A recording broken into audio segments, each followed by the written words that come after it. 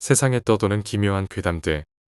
첫 번째 이야기. 제주도 사람이 대학에 가서 실제로 겪었던 실화괴담. 제가 본래 제주도 사람인데 학교를 본토에서 다니다 보니 하숙을 하게 되었죠. 그런데 하숙하는 집이랑 제가 다니는 대학의 공과대학이랑 거리가 있어서 걸어 다니기가 좀 애매한 상황이라 자전거를 하나 사려고 했죠. 여기저기 알아보고 인터넷도 찾아봤는데 기본이 5만 원대더군요. 그래서 너무 비싸다 생각하고 있던 찰나에 친구 녀석이 도서관에서 오던 길에 수풀에서 버려진 자전거 하나를 봤답니다. 돈도 궁하던 차에 주어 써야겠다는 생각이 들었죠. 친구랑 같이 버려진 자전거가 있는 곳으로 가니 앞바퀴만 없는 자전거 한 대가 버려져 있더군요.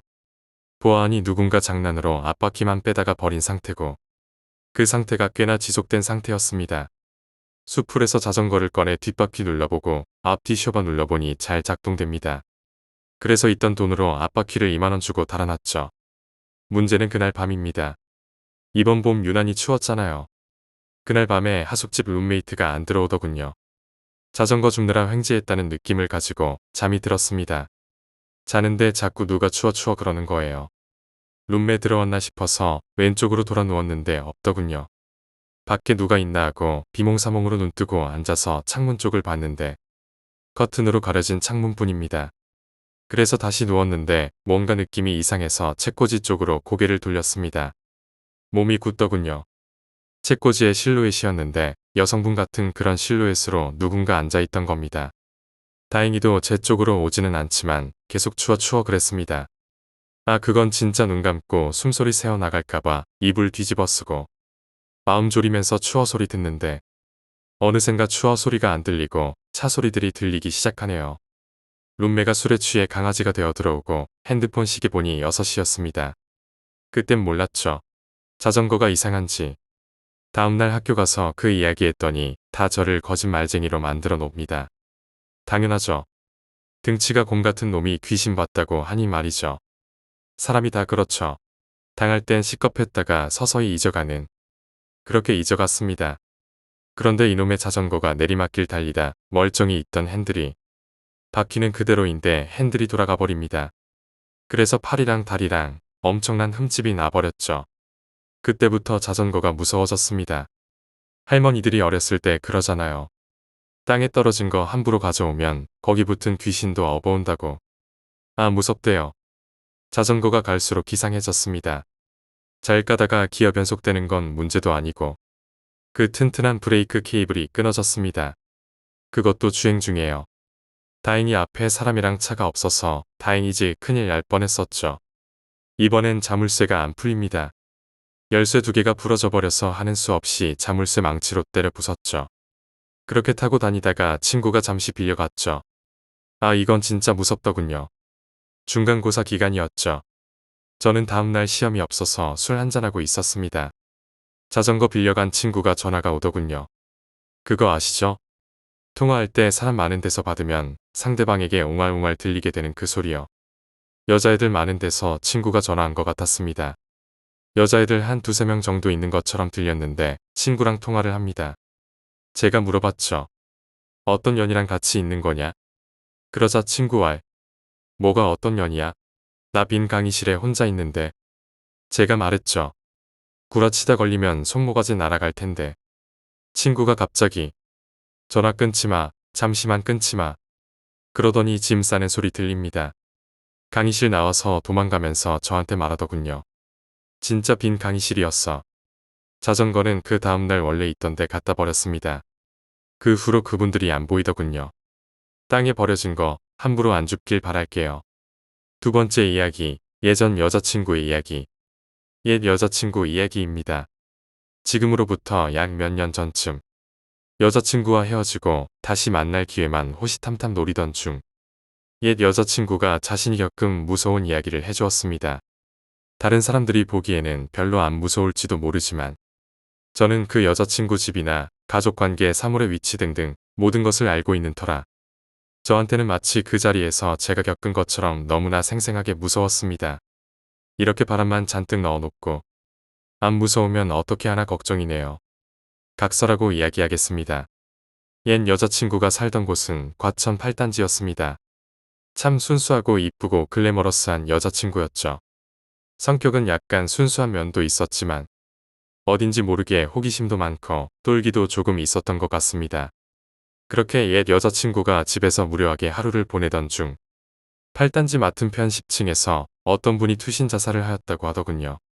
근데 제 옛 여자친구가 그 광경을 목격하고 집에 있는 카메라인가 캠코더인가 들고 그 현장을 내려가서 촬영했다고 합니다. 네, 보시다시피 약간 똘기 있습니다.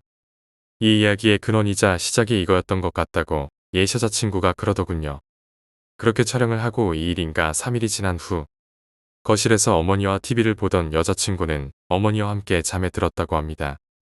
근데 2시만 되면 이상하게 눈이 떠지고 이상한 소리가 들리고 그런다고 하는 겁니다. 더 웃긴 거는 어머니는 자고 있고 자기만 깨고 다음 날은 어머니가 깨 있고 옛 여자친구는 자고 있고 이렇게 둘이 동시에 깬 적은 없었다고 하더군요. 며칠 그런 일이 계속 반복이 되고 여느 때와 다름없이 또 거실에서 TV를 보다가 잠이 들었나 봅니다. 어김없이 2시에 또 눈이 떠져서 눈을 떠보니 이런 시발 눈앞에 사람 형태를 한 이상한 물체가 있는 겁니다. 그러니까 정리를 하자면 소파, 두 모녀, 정체 모를 물체, TV, 그림 이런 순으로 가구가 배열돼 있었습니다. 소파에 기대어서 TV를 보다가 잠들었는데 2시에 눈을 떠보니 정체 모를 물체가 자기 앞에 서 있으면서 TV 뒤에 그림을 보며 고개를 갸우뚱거렸다고 합니다. 그때 당시는 소리도 못 질렀다고 하더군요. 자기가 만약에 그 얼굴이나 아니면 뒤돌아봤으면 죽을 것 같았을 거라고 했습니다. 그 물체는 청바지에 흰색 티셔츠인가 셔츠를 입고 있었다고 하더군요. 여자인 것처럼 보였다고 합니다. 그렇게 그림을 한참 바라보던 그 청바지 입은 물체는 그림만 바라보고 베란다 쪽으로 유유히 없어졌다고 하더군요. 기분이 이상해서 다음 날인가 다다음 날에 흔히 수맥을 찾을 때 사용하는 도구를 구입했다고 합니다. 그걸 구입해서 집안에서 수맥을 찾았다고 하더군요. 그런데 수맥을 찾는 도중에 그 엘로드가 가운데 쪽으로 몰리는 곳이 있었는데 그 TVD 그림 쪽에서 가운데로 몰렸다고 하더군요. 그 전날 귀신이 갸우뚱거린 것도 이상하고 해서 그림을 떼어내고 다시 엘로드로 그곳을 해봤으나 엘로드는 가운데로 모이지 않았다고 합니다. 그래서 그 그림 쪽에 엘로드를 다시 해보니 거짓말처럼 엘로드가 가운데로 모였다고 하더군요. 뭐 엘로드는 신뢰할 수 있는 물건은 아니지만 그래도 얼마나 놀랬겠습니까. 어찌어찌 해서 그 그림을 버리려고 현관에 놔뒀는데 이웃에 친한 아주머니가 와서 그 그림을 보더니 이거 버릴 거면 차라리 나에게 달라고 해서 이러이러한 사연이 있어서 못 준다고 했더니 요즘 세상에 귀신이 어딨냐면서 그냥 가져갔는데 가지고 난 2일 후에 그 집 남편분께서 원래 몸이 안 좋긴 했는데 식물인간이 됐다고 했나? 아무튼 몸이 더 악화된 걸로 알고 있습니다. 우연의 일치일지 아니면 그 그림 때문인지는 모르겠지만 그 아주머니도 기분이 나빠 버린 걸로 알고 있었습니다. 그 일이 있고 며칠 뒤 계속 이상한 일들이 여자친구한테 일어났다고 하더군요. 그 후로도 이상한 일들은 계속되었는데 그 집은 복도식 아파트였다고 합니다. 옛 여자친구 방은 복도 쪽에 있는 방이었습니다. 여자친구가 밤에 컴퓨터를 하고 있었는데 땡 하는 엘리베이터가 도착하는 소리가 들렸다고 합니다.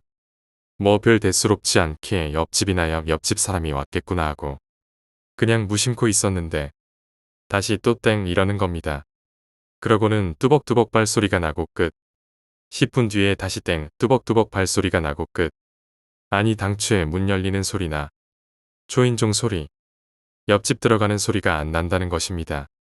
그리고 더 황당한 것은 엘리베이터가 여자친구 집에 있는 층이 아니라는 것이었죠. 여자친구 말로는 귀신의 사람을 해하는 경우도 있지만 대개는 약 올리거나 그러려고 한다고 하더군요. 옛 여자친구 말입니다. 이 사건 말고도 여자친구가 어머니랑 약간 다투고 방에서 컴퓨터를 하고 있는데 늦은 오후쯤 그 엘리베이터 쪽 그러니까 복도 쪽에서 잠깐만 나와봐 라고 엄마가 복도에서 부르더랍니다. 한 두어 번 정도는 무시하고 있었는데 자꾸 부르니까 안 나가볼 수가 없었죠. 근데 방문을 나가는 순간 제 여자친구는 놀라 자빠졌습니다. 복도에 있어야 할 엄마가 거실에서 TV를 보고 있었던 것이었죠. 그래서 여자친구 엄마한테 나 안 불렀냐고 그랬더니 밖에 나가지도 않았는데 무슨 소리냐고 하면서 그랬다고 하더군요. 이런 얘기를 친구한테 하고 뭐 이렇다 저렇다 해서 친구랑 옛 여자친구와 분신사발을 했다고 하더군요. 별걸 다 합니다. 제가 얼마 전에 무게에서 읽은 글 중에서 귀신을 불러놓고 제대로 안 돌려보내면 그 귀신이 붙는 경우가 있다고 하더군요. 아마도 제 여자친구도 그랬나 봅니다. 분신사발을 하고 귀신이 지금 여기 있냐 뭐 이런 식으로 묻고 다 대답이 맞아 들어가자 놀래서 정상적인 절차를 밟고 끝낸 게 아니라 그냥 접었다고 하더군요. 그래서 그런지 다른 귀신도 봤다고 하는데 그 귀신 얘기는 잘 기억이 안 나네요.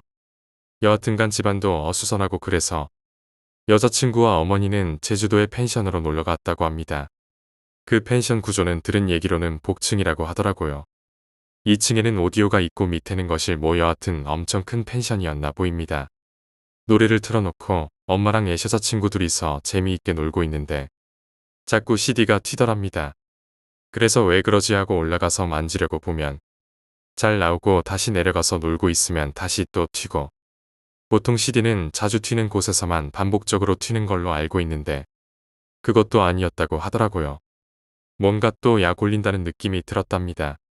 이 밑에 그래서도 적었지만 옛 여자친구는 하도 일어난 일들이 자주 일어나니까 걔네들이 올 때 소리가 난다고 하더군요. 귀에서 이상한 소리가 나고 등골이 오싹해진다고 하더군요. 그 펜션 안에서는 어땠는지 모르겠지만 음악을 끄고 TV 보면서 맛있는 거 먹고 사진도 찍고 이러게 재밌게 놀았나 보더군요. 밤이 되자 필요한 게 있어서 펜션 근처에 슈퍼에 뭐 좀 사러 가려고 옛 여자친구가 혼자 산길을 내려가고 있었는데 갑자기 또 귀에서 소리가 나고 등골이 오싹해졌답니다. 집에서는 엄마도 있고 할머니도 있고 해서 덜 무서웠을 텐데 산길에 혼자 있으니 더 무서웠나 보더군요. 그래서 슈퍼까지 밀듯이 뒤도 안 돌아보고 뛰어내려왔다고 합니다. 20분이 지나고 30분이 지나고 딸이 안 오니까 걱정되어서 엄마가 차를 타고 여자친구를 찾아 나섰다고 합니다. 창문을 열고 천천히 차를 몰고 가고 있는데 그 어머니 귀에서도 지 이런 소리가 나더니 오싹해지더랍니다. 그래서 백미러를 보니 흐릿하게 그 흰색 티 입은 여자가 나무 뒤에서 쳐다보고 있는 것처럼 보였다고 하더군요.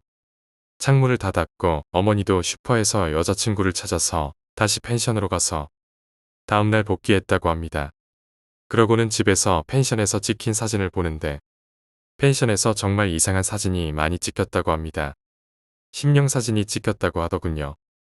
뭔가 물증이 필요했기 때문에 제가 계속 보여달라고 내가 이야기를 나에게 마무리를 지으려면 그 사진을 보여줘야 모든 게 완성이 된다고 자꾸 보여달라고 졸랐지만 사진을 보여주게 되면 오빠도 이런 일 겪을 수 있다고 해서 결국 보지는 못했습니다. 그 후로는 귀신의 장난이라던가 뭐 이런 것들은 대체적으로 많이 없어졌다고 합니다. 뭐 특별히 굿이나 뭐 이런 거 저런 거 타지는 않았는데 옛 여자친구가 운이 좋아서 이사가서 다 해결된 것인지 아니면 그 후로도 계속 집안 문제라던가 안 좋은 일들이 생기는 것 보니 아직도 그것들이 옛 여자친구에 붙어서 그런 것인지 잘 모르겠습니다. 세 번째 이야기, 도둑놈. 제가 초등학교 때 일이었습니다. 집안 형편이 넉넉하지 않아서 아파트 반지하에서 살았었고 현관문이 제 방 바로 옆에 있어서 집에 누가 왔는지 쉽게 알아차릴 수 있었습니다. 당시 스타크래프트가 발매되어서 학교를 가야 하는데도 새벽 늦게까지 싱글 플레이에 미쳐 있었죠. 새벽 2시가 다 되고서야 눈이 살짝 풀리고 졸음이 오기 시작하는 겁니다. 슬슬 자볼까 하고 컴퓨터 전원을 내리는 순간 현관문이 열렸다 닫히는 소리가 나더군요. 아빠 이제 오셨나? 아닌데 아까 아빠 주무시고 계셨는데라고 생각하고는 제 방에서 현관문으로 가보려 했는데 갑자기 제 방문을 누군가 슬쩍 열어보는 게 아니니까 그 장면이 아직도 잊히지 않네요. 문틈에서 사람 눈만 보이는 게 정확히 그 눈은 아버지가 아니었습니다. 그리곤 방문을 소리 없이 닫고 제 앞으로 오는데 태권도, 유도 다 필요 없었습니다. 몸이 말을 듣지 않고 다리는 그 어떤 나무의 뿌리보다 단단하게 굳어져 버렸습니다. 소리도 지를 수 없을 만큼 숨통이 마구 조여오고 손에 든 칼을 본 순간 진짜 지릴 뻔했습니다. 하지만 더욱더 무서웠던 건 틈 사이로 보인 눈, 손에 든 칼이 아니라 도둑의 실체였습니다. 그 도둑은 당시 제가 다니던 초등학교 수위 아저씨였거든요. 정말 우습죠? 학교에선 학교 조경과 잡일을 하시며 아이들이랑 웃으며 지내는 분이셨는데 그 아저씨가 저희 집에 무장 강도로 들어왔다는 게 참 우습더라고요. 선생님, 학교 관련된 공무원분들 가리지 않고 항상 인사를 잘하고 다닌 편이라 저를 알아주시는 분들이 많았거든요. 네, 물론 지금 수희 아저씨도요. 서로의 얼굴을 확인하는 순간 수희 아저씨는 얼마나 당황했는지 칼을 내동댕이 치며 도망가 버렸고 저는 그제야 아빠라고 소리를 지르기 시작했습니다. 도둑이 도망가면서 닫는 문소리와 저의 비명소리에 깜짝 놀라 달려오신 부모님께서 제 방의 상황을 보고 아버지는 한마디도 없이 그대로 뛰쳐나가셨고 어머니는 경찰에 신고하고 저를 달래기 시작하셨습니다. 경찰이 왔고 칼을 따로 챙겨서 경찰서로 갔습니다. 경찰서에 가서도 얼마나 긴장이 되고 무서웠던지 횡설수설했던 기억이 나네요. 아무튼 어머니와 경찰서에서 진술하고 있는 중에 아버지가 오셨습니다. 아버지 혼자가 아닌 그 수희 아저씨랑 말이죠. 결국엔 말 한마디 없이 뛰쳐나가시더니 잡아오셨더라고요. 저희 아버지는 사설 경비업체에서 오랫동안 근무하셨던 분입니다. 경찰서이고 부모님도 계셨지만 당초에 입이 떨어지지 않더군요. 처음으로 집안에 들었던 도둑이고 처음으로 마주친 도둑이었기에 너무 쇼크가 커서 그런 것 같았습니다. 진술 과정 중에 수희 아저씨가 범행을 인정하게 돼서 사건은 수월하게 마무리되었고 학교에서는 그 아저씨를 다시는 볼 수 없었습니다. 그리고 저희 아파트에 몇 차례 좀 도둑 사건이 좀 있었는데 그 모든 사건의 소행범이 수희 아저씨였다네요. 그리고 수희 아저씨의 집은 같은 아파트 반대편 건물이었다네요. 네 번째 이야기, 군대 실화. 저는 15사단 50연대 1대대에서 근무하다가 신교대랑 통합이 되면서 2대대로 다시 근무하게 되었습니다.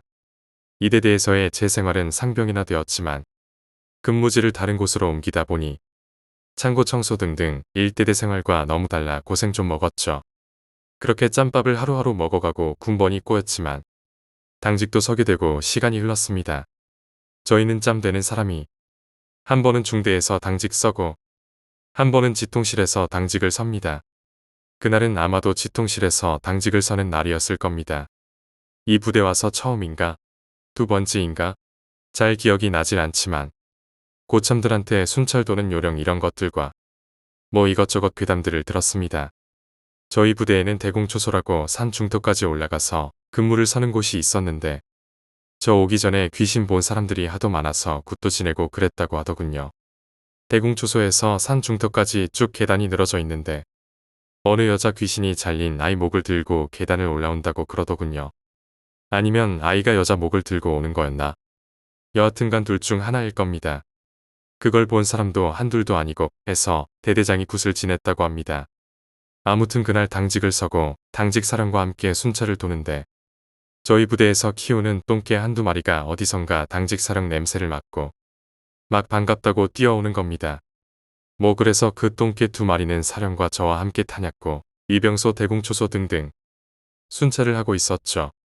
비도 많이 오는 것도 아니고 으스스하게 오고 살짝 공포스러웠지만 당직 사령과 똥개 두 마리가 있었기에 그다지 무섭진 않았습니다.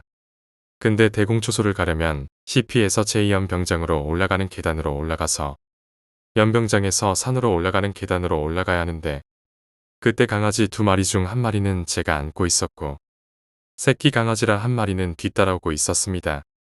연병장에 올라서고 그 으스스한 계단이 보이기 시작하고 근무자들도 월광 때문인지 잘 보이더군요. 그런데 연병장 올라서서 몇 발짝 걷자마자 미친 듯이 강아지들이 짖기 시작하더니 그 어린 강아지하고 그 똥개 강아지가 허공에 대고 짖기 시작하는 겁니다. 야밤에 그러더니 안고 있는 강아지가 막 발버둥치고 절 뿌리치더니 뒤도 안 돌아보고 도망가는 것입니다. 순간 저는 얼음이 되었고 당직 사령도 살짝 졸른 기색이 보였습니다. 그렇지만 순찰은 돌아야 하기에 대공초소 쪽으로 발걸음을 옮기며 당직 사령을 따라갔습니다. 따라가는 도중에 그 계단을 오르는데 귀에서 갑자기 찌 이런 소리가 나더라고요. 뭘 본 것도 아닌데 목덜미를 따라 흐르면서 소름도 쫙 끼치고 예전에 여자친구가 귀신을 자주 본 적이 있었는데 그 여자친구가 하는 말이 걔네들 올 때 귀에서 자꾸 이상한 소리가 났었다고 한 그 말이 떠오르더라고요. 그래서 그런지 두리번 대봤지만 아무것도 보이지 않고 그래서 순찰을 잘 마치고 CP에 돌아가니까 귀에서 소리도 안 나고 소름도 안 돋더라고요. 다섯 번째 이야기, 기묘한 인형. 어렸을 때 우리 가족은 시골에 있는 오래된 집에서 살고 있었습니다. 그 집은 대대로 내려온 유서 깊은 곳이었죠. 할머니는 그 집에서 태어나셨고 아버지도 거기서 자라셨습니다. 그런 집이라 그런지 곳곳에 고풍스러운 가구와 장식들이 많았습니다. 어느 날 집안 대청소를 하다가 오래된 상자를 발견했어요. 먼지가 가득 쌓인 상자를 열어보니 오래된 인형이 들어 있었습니다. 인형은 크고 낡은 얼굴에 커다란 유리 눈을 가지고 있었어요. 옷은 빛이 바랜 레이스 드레스였고 머리는 헝클어진 금발이었습니다. 할머니는 인형을 보자마자 눈이 동그래지며 손을 떨기 시작했습니다. 그 인형이 할머니가 어렸을 때 갖고 놀던 것이었고 할머니의 할머니가 만들어주신 것이었기 때문이죠. 할머니는 인형을 꺼내어 손질해 주셨고 마치 오랜 친구를 만난 것처럼 반가워하셨습니다. 그 후로 할머니는 그 인형을 안방 서랍장 위에 올려놓고 매일 닦아주셨습니다. 저는 그 인형이 왠지 모르게 불편했습니다. 인형의 눈이 마치 살아있는 것처럼 저를 따라다니는 느낌이 들었거든요. 하루는 제가 할머니께 인형이 좀 무섭다고 말씀드렸습니다. 할머니는 웃으시며 인형은 우리 집의 일부이고 우리를 지켜주는 존재라고 하셨습니다. 그 말을 듣고 조금 안심했지만 여전히 인형은 불편한 존재였습니다. 어느 날 밤 저는 이상한 꿈을 꾸었습니다. 꿈속에서 인형이 살아 움직였고 집안을 돌아다니며 무언가를 찾고 있었습니다. 인형은 점점 저에게 다가왔고 저는 도망치려 했지만 몸이 움직이지 않았습니다. 인형이 다가와 제 얼굴을 빤히 쳐다보며 말을 걸었습니다. 도와줘, 도와줘. 인형의 목소리는 작고 희미했지만 분명히 들렸습니다. 꿈에서 깨어나 땀을 흘리며 숨을 몰아쉬었고 그날 이후로 인형을 볼 때마다 그 꿈이 떠올랐습니다. 며칠 후 가족들이 모두 외출한 날이었습니다. 저 혼자 집을 지키고 있었는데 갑자기 안방에서 이상한 소리가 들렸습니다. 무언가가 부서지는 소리 같았습니다. 저는 무서운 마음을 억누르고 안방으로 갔습니다. 문을 열자마자 인형이 서랍장 위에서 바닥으로 떨어져 있었습니다. 서랍장은 깨져 있었고 그 주위로 유리가 흩어져 있었습니다. 저는 급히 빗자루와 쓰레받기를 가져와 깨진 유리를 치웠습니다. 그런데 인형을 들어 올리자 인형의 얼굴에서 눈물이 흐르는 것 같았습니다. 놀라서 인형을 다시 서랍장 위에 올려놓고 방을 나왔습니다. 그날 밤 다시 이상한 꿈을 꾸었습니다. 이번에는 인형이 다시 살아 움직이며 저에게 다가왔고 다시 도와줘, 도와줘 라는 소리를 냈습니다.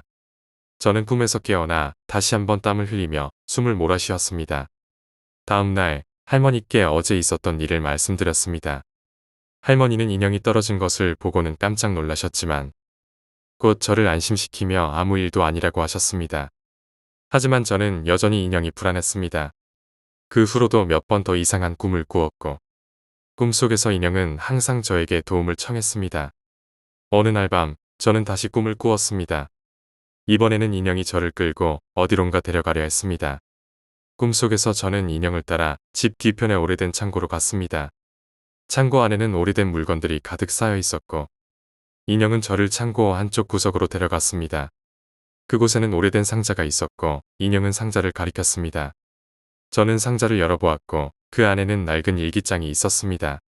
꿈에서 깨어난 후 저는 그 일기장이 실제로 존재하는지 확인하고 싶었습니다. 다음 날 아침 저는 할머니께 꿈 이야기를 하고 창고에 가서 상자를 찾아보고 싶다고 말씀드렸습니다. 할머니는 처음에는 망설이셨지만 결국 허락하셨습니다. 저는 창고로 가서 꿈에서 봤던 상자를 찾아냈습니다. 상자를 열어보니 정말로 낡은 일기장이 들어 있었습니다. 일기장을 펼쳐보니 그 일기는 할머니의 할머니가 쓰신 것이었습니다. 일기장에는 집안의 역사와 함께 인형에 대한 이야기도 적혀 있었습니다. 인형은 할머니의 할머니가 어린 시절에 만들었고 인형에는 어떤 비밀이 담겨 있다는 내용이었습니다. 그 비밀은 바로 인형 속에 숨겨진 작은 열쇠였습니다. 일기장에는 인형 속에 열쇠가 숨겨져 있고 그 열쇠는 집안의 또 다른 비밀 장소를 여는 열쇠라는 내용이 적혀 있었습니다. 저는 할머니와 함께 인형을 다시 살펴보기로 했습니다. 인형의 몸을 조심스럽게 열어보니 정말로 작은 열쇠가 들어 있었습니다. 할머니는 그 열쇠를 보시고는 눈물을 흘리셨습니다. 그 열쇠는 집안의 또 다른 비밀 장소, 즉 오래된 가족 금고를 여는 열쇠였습니다. 금고는 집 뒤편에 있는 작은 창고 안에 숨겨져 있었고 그 안에는 우리 가족의 오래된 보물이 숨겨져 있었습니다. 할머니는 그 보물들을 보시고는 오래된 기억을 떠올리셨습니다. 보물들은 할머니의 할머니가 가족을 위해 모아둔 귀중한 물건들이었고 그 중에는 오래된 사진과 문서들도 포함되어 있었습니다. 여섯 번째 이야기, 산장의 비밀. 몇 년 전 여름, 친구들과 함께 산장으로 여행을 갔습니다. 도시의 번잡함에서 벗어나 자연 속에서 휴식을 취하고 싶어서 계획한 여행이었죠. 우리는 총 5명이었고 각자 짐을 챙겨 2대의 차를 타고 출발했습니다. 산장은 깊은 산속에 위치해 있었고 도로에서 한참을 더 들어가야 했습니다. 도착했을 때 산장은 오래된 느낌이었지만 고즈넉하고 아름다웠습니다. 큰 나무로 둘러싸인 산장 주위에는 작은 개울이 흐르고 있었습니다. 우리는 산장 주위를 둘러보며 자연의 아름다움에 감탄했습니다. 짐을 풀고 저녁 식사를 준비하며 밤이 되자 모닥불을 피우고 이야기를 나누기 시작했습니다. 밤이 깊어가자 산장의 분위기는 점점 더 신비로워졌습니다. 친구 중 한 명이 갑자기 산장에 얽힌 이야기를 꺼냈습니다. 그는 인터넷에서 본 이야기라며 이 산장이 예전에는 정신병원이었고 환자들이 탈출해서 인근 마을에 큰 피해를 줬다는 이야기를 했습니다. 우리는 처음엔 웃으며 농담이라고 생각했지만 이야기의 내용이 점점 더 섬뜩해지면서 분위기는 차갑게 변했습니다. 그날 밤 침대에 눕자마자 피곤함이 몰려왔습니다. 하지만 잠들기가 쉽지 않았습니다. 낯선 곳이라 그런지 자꾸만 신경이 곤두섰습니다. 한참을 뒤척이다가 겨우 잠이 들었는데 갑자기 이상한 소리에 눈을 떴습니다. 어디선가 낡은 나무가 삐걱거리는 소리와 함께 작은 속삭임이 들려왔습니다. 저는 이불을 끌어당기고 귀를 기울였습니다. 여기, 도와줘. 속삭임은 점점 더 또렷하게 들렸습니다. 저는 소리가 나는 쪽을 향해 조심스럽게 다가갔습니다. 거실 쪽에서 소리가 나는 것 같았습니다. 거실에 도착하니 아무도 없었습니다. 하지만 창문이 살짝 열려 있었고 바람이 불어 커튼이 흔들리고 있었습니다. 그 순간 뒤에서 누군가가 저를 지켜보고 있는 것 같은 느낌이 들었습니다. 돌아보니 아무도 없었지만 기분이 너무 이상했습니다. 저는 다시 방으로 돌아가려고 했습니다. 그런데 거실 구석에 놓여있던 오래된 책장이 눈에 띄었습니다. 책장은 고풍스러운 디자인에 먼지가 쌓여 있었습니다. 무언가에 이끌리듯 책장에 다가가자 책장 뒤에서 이상한 문이 발견되었습니다. 저는 그 문을 열어보려고 했지만 문은 단단히 잠겨 있었습니다. 갑자기 뒤에서 친구가 다가와 무슨 일인지 물어봤습니다.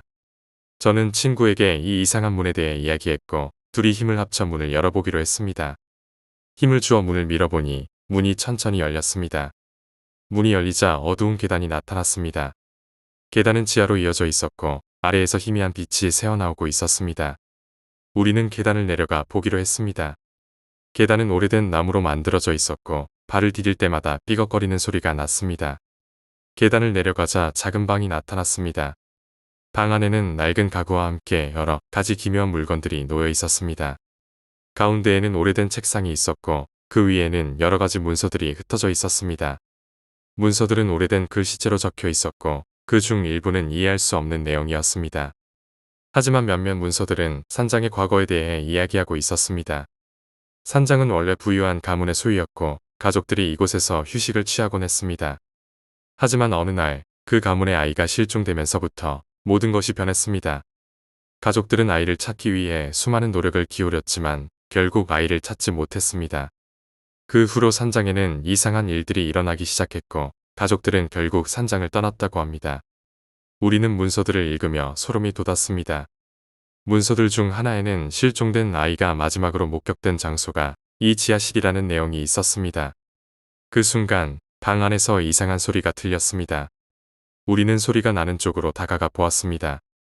낡은 장롱이 있었고 그 장롱 안에서 소리가 나는 것 같았습니다. 저는 장롱 문을 열어보았습니다.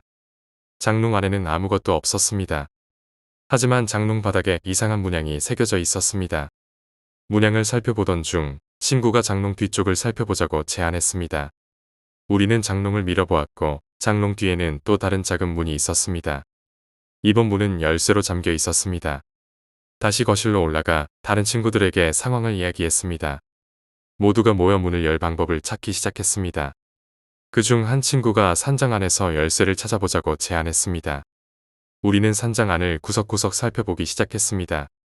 오래된 서랍장과 책장, 벽난로 뒤편까지 모두 뒤졌습니다. 결국 오래된 시계 안에서 작은 열쇠를 발견했습니다. 열쇠를 가지고 다시 지하실로 내려가 문을 열어보았습니다. 문이 열리자 작은 방이 나타났습니다. 방 안에는 오래된 인형이 하나 놓여 있었습니다. 인형은 마치 실종된 아이를 떠올리게 하는 모습이었습니다. 인형 옆에는 낡은 일기장이 놓여 있었습니다. 일기장은 실종된 아이의 어머니가 쓴 것이었습니다. 일기장에는 아이가 실종된 날의 사건이 상세히 적혀 있었습니다. 아이의 어머니는 그날 밤 이상한 소리를 들었고 아이가 방에서 사라진 것을 발견했습니다. 그 후로도 계속해서 이상한 일들이 일어났고 어머니는 결국 정신을 잃고 말았습니다. 일기장을 읽으며 우리는 산장의 비밀을 조금씩 이해하게 되었습니다. 실종된 아이의 영혼이 아직도 이곳에 머물고 있다는 것을 느낄 수 있었습니다. 우리는 인형을 들고 다시 위로 올라갔습니다. 거실에 모여 인형을 놓고 생각에 잠겼습니다. 그때 갑자기 인형이 움직이기 시작했습니다. 우리는 깜짝 놀라 인형을 바라보았습니다. 인형은 우리를 향해 작은 손을 내밀며 다시 도와줘 라고 말했습니다. 우리는 인형이 우리에게 무언가를 전하려 한다는 것을 깨달았습니다. 인형의 손을 잡자마자 우리는 마치 다른 세계로 빨려 들어가는 듯한 느낌을 받았습니다. 눈을 떠보니 우리는 산장의 과거로 돌아가 있었습니다. 산장은 아직 새 것처럼 보였고 주변은 밝고 활기찼습니다. 우리는 실종된 아이를 찾아야 한다는 것을 알았습니다. 산장을 돌아다니며 아이를 찾기 시작했습니다. 그러던 중 아이의 방에서 작은 소리를 들었습니다. 방으로 들어가 보니 아이가 침대 밑에 숨어 있었습니다. 우리는 아이를 데리고 밖으로 나왔습니다. 그 순간 다시 현재로 돌아왔습니다. 인형은 다시 움직이지 않았고 모든 것이 제자리로 돌아왔습니다. 우리는 인형을 조심스럽게 다시 지하실에 놓아두었습니다. 그리고 문을 단단히 잠갔습니다. 그 후로 산장에서는 더 이상 이상한 일이 일어나지 않았습니다. 우리는 여행을 무사히 마치고 집으로 돌아왔습니다. 하지만 그날의 경험은 우리의 기억 속에 영원히 남아 있었습니다. 산장은 여전히 그곳에 있었지만 우리는 다시는 그곳을 찾지 않았습니다.